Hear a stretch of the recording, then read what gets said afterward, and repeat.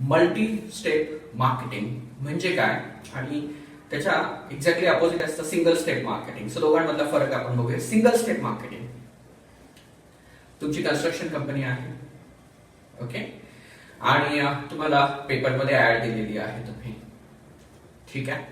पेपरमध्ये ऍड तुम्ही देता तुमच्या फ्लॅट्स, प्लॉट्स किंवा शॉप्स साठीची, अँड यू एक्सपेक्ट, ओके, तुमची अपेक्षा असते की ती एक ऍड वाचून, जी वाचायला प्रोबॅबली त्यांना 2-3 मिनिट लागतील, ते लोक जे तुमच्या फ्लॅटमध्ये इंटरेस्टेड आहेत ते लोक काय करतील, चेकबुक काढतील, पैसे घेतील, तुमच्याकडे येतील, तुमचा फ्लॅट बघतील, चेक देतील,